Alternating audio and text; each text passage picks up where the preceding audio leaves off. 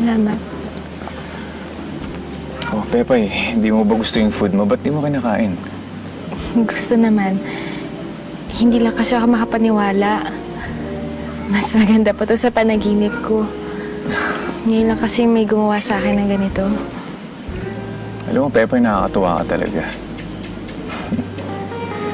Pero sinadya ko talaga na tayo lang dalawa para hindi ka mailang. Gusto ko maramdaman mo na hindi ako manager at hindi ka kasambahay. But more than that, gusto kong iparamdam sa'yo kung gaano ka special sa akin. Halika, nakanin kami mo. Ipapakita ko sa'yo.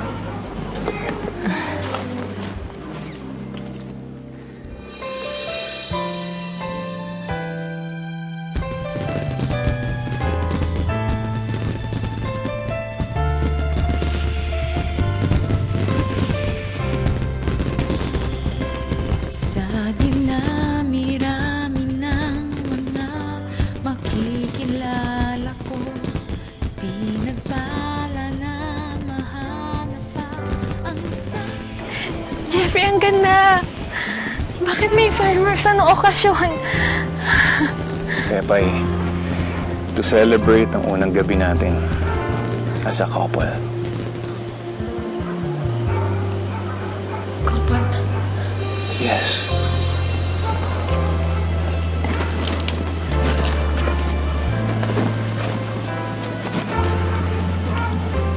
Pepay, kung pumapayag ka.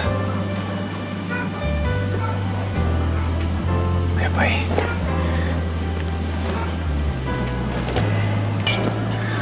Pepay, I want you to be my girlfriend. Wala ka ba sasabihin?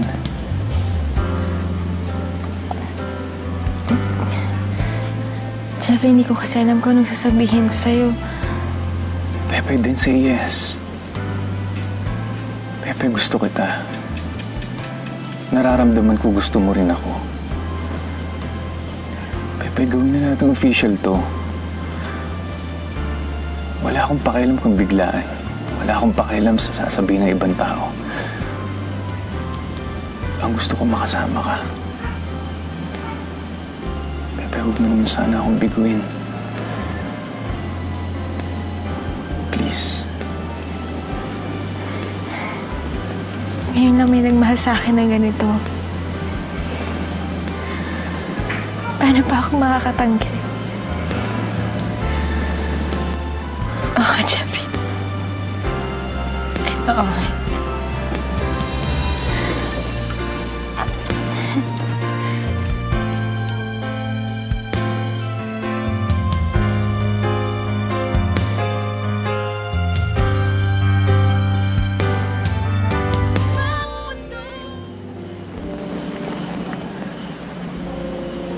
O ba't tahimik ka?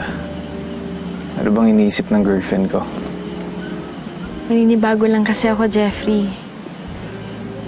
Ang bilis kasi ng mga nangyayari. Simula kasi nang nawala yung mga magulang ko. Ngayon lang ulit may nagpahalaga sa akin ng ganito. Talaga, Pepay? Kahit dati wala ka naging special someone na nag-treat sa'yo like the princess you are? Siguro si Elfino. Elfino? Sinong Elfino? Imaginary friend ko lang siya. Alam mo na kapag bata, ang daming iniimbento sa utak.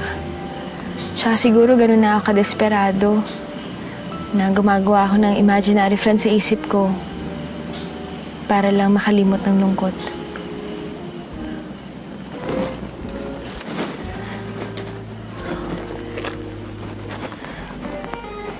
Pepay, hindi mo na kailangan mag-imagine. Dahil nandito na ako. Poprotektahan kita.